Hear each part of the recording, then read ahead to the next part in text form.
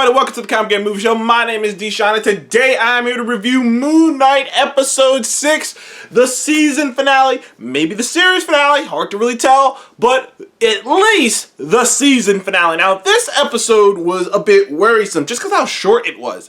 This is it's the shortest episode of the series, and there was a lot on the table, and a lot of people were talking about this throughout the week, that, why they think these Disney Plus shows should be longer, and, because they were because there was a lot on the table. We're gonna get into the Jake Lockley of it all. We're gonna get into, Ammit getting released, and how they're gonna get to Khonshu, and there was all these things on the table, and shockingly, to my surprise, they managed to do all of it pretty freaking well. Excuse me.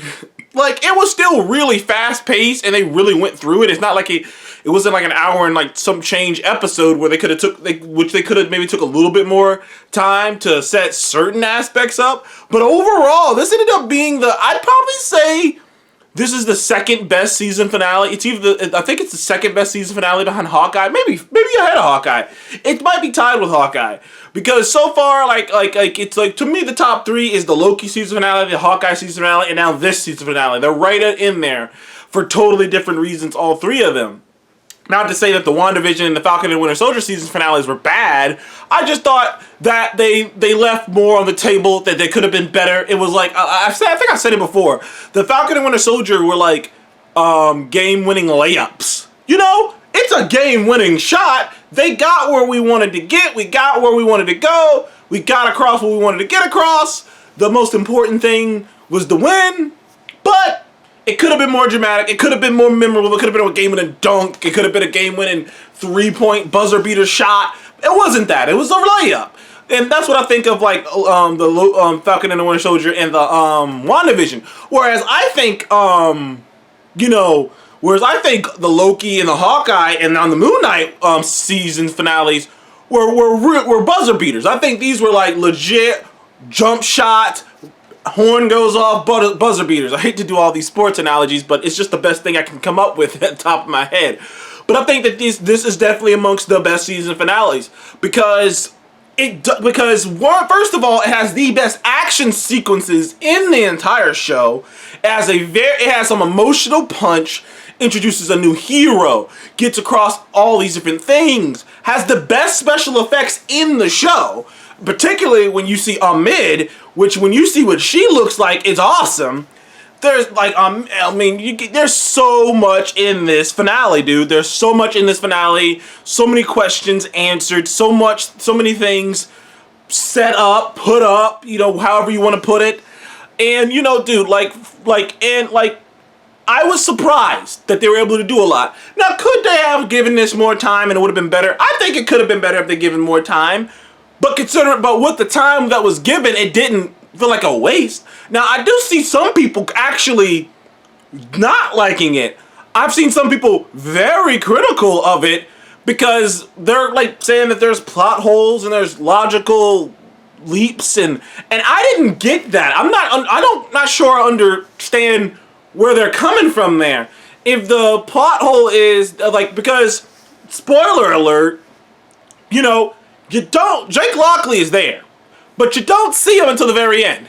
And sure, everyone thought that the reason that he couldn't, the reason that Marc wasn't whole was because they didn't let Jake Lockley out. Jake Lockley. Everyone kept saying that, but it became abundantly clear to me, especially after the fourth episode, it became abundantly clear to me that Jake Lockley is something that is he's almost a completely, Marc created Steven. He knows he created Steven. He knows he made Steven. He knows the purpose Steven is made for. Well, Steven might not have been aware of Marc. Marc was always aware of Steven. Jake Lockley seems like he is in the back of the back of the back of the back of the back, deep. He's so far removed from Steven, hidden from Steven, that it's as if he's not a part of him, dude. He's like some other entity all entirely. He has no bearing on Steven's soul. Because at the end of the day, all that shit about going back in the past and looking at his memories, it's not literally he has to be whole, it's how he feels. It's how he feels. Like, if Steven, yeah, that's what I mean, it's how he feels. It's, he doesn't feel whole because he doesn't feel like he deserves to go there. So he has to go through this process of forgiving himself, of acknowledging what happened. That's what episode 5 was about. But I see some people saying that it doesn't make any logical sense that Jake would even be here and not be acknowledged as something that was holding him back. I say the reason it makes sense is because Jake is not even in, like I said, Jake is buried. Jake is sort of like the Beast in Split, where all the other personalities know about each other. The Beast isn't a real thing. The Beast is something that it's something that the personalities make. Like, it's something that's not even like, it's so far in the back. It's almost removed from him. I mean, to the point where, you know, at the end of the day, Khonshu basically lied to fucking Steven and Marc. But I digress. I saw some complaints online about that. Other complaints about, oh, these two giant entities fighting in the sky. Why didn't other Avengers and stuff show up? And the thing about that is, once again, they weren't. Once again, not everyone could see that. I don't know if you guys could just think back to the other episodes of Moon Knight. How often was Khonshu standing there, but no one else could see him? That's basically what was happening there. Khonshu and Ammit were fighting, and they were giant, like, huge. But no one could see them. You know what I mean? No one could actually see them fighting. If Khonshu and Ammit could actually... if Khonshu and Ammit could grow that big and just fight, they wouldn't need avatars. No! They are fighting in another... in a, like, thin plane... a different plane of existence. That's where they're fighting. So... I saw some people saying that too. And I also saw people complaining, saying that, also once again, oh, well, all these people died, all these 1,000 people were dying, why didn't the Avengers show up? This is all happening in like an hour.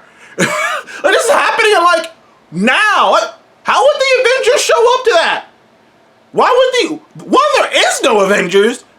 Two, why would they who would show up to that? It just happened now. Like, it's not like it was happening over the course of multiple days. It just happened there. So, I've seen some weird complaints, and I don't get it. Some of the best action sequences, surprisingly, by Steven in his Mr. Knight suit. I mean, he went full Daredevil. I'm telling you, there's a sequence with the batons where he goes full Daredevil. I mean, he looked awesome. And in my mind, I kept thinking to myself, well, fuck, man. Why couldn't I wanted this kind of action in all the episodes. Not that I'm complaining. I liked all the action set pieces that happened in the show. But that was by far the best one. Like, that was like another level on the action set piece scale. I was like, damn, that was awesome. That was freaking cool. Layla becomes Layla, which has been setting up over the course of the show. Like, everyone's kind of been saying it, if you've been listening, that she's gonna get powers eventually. Like, they feel like they've been setting her up to become, because she's seen to be capable, and Khonshu basically says, she's more capable than you. I want her, not you. I want her. She'd be a better avatar. And, like, they kept setting it up, her refusing him, and for her to become an avatar and get this awesome suit with the fucking wings and the deflections. I was like, dude, this episode packs so much in 40 minutes. Like, I mean, it was rapid fire. There was emotions, awesome action set pieces, a nice ending with the reveal of Jake Lockley, and who's clearly a lot more violent and brutal of a guy, because he killed people in this hospital to get to Harrow. I mean, and kind of setting up Khonshu being, just like in the comics, Khonshu is such an interesting character. Because he is like, I'm trying to think of a character to compare him to. Because he's a devilish kind of a character, because he's clearly manipulative. He's clearly calculating. And he can be cold. And, like, the fact that he lied to Marc, the fact that in the entire time he knew Marc had this other persona, and honestly, I wouldn't put it past that Khonshu's the reason that Marc like never even knew that other persona existed. That Khonshu just like buried that other persona so far in the back of Marc's mind that Marc doesn't even know it's even there. Cause like they don't. Like there's a set piece that he kind of flashes away, and then it's Jake Lockley. And, like clearly Jake Lockley showed up, and like I said, it is very interesting, and they have to do something else. When you set up the fact that Khonshu is still riding shotgun, just Marc and Steven don't know about it. When you set up the fact that Jake Lockley is this violent, very bad guy, and like he may or may not try to take over the body, and Steven and Marc may have to fight him, which is gonna be another interesting, because then you can get Oscar Isaac playing 3 different characters in the same show. Loved it. I love this fucking finale, dude. I had a blast with it. I watched it twice. It's the only episode I've watched twice, back to back, just because some of the sequences were so awesome. Now, like I said, it could have been longer. I'm gonna give it a 9 out of 10. Not a 10 out of 10, a 9 out of 10. It could have been longer. We could have got into more depth on certain, on the actual other gods, and got to see their powers, and got to see what they were capable of. We really didn't get into that. There's a lot of other things. Like, we could have, like, settled in a little bit, but, you know, I'm okay. I had a blast. I had a great time. I give Moon Knight season finale a 9 out of 10. I had a great time with it, dude. Thank you guys for joining the Comic Game Movie Show. Please like, subscribe, and comment below. What did you think of the Moon Knight season finale? Comment below. Let me know. I will see you guys on the next one. Goodbye.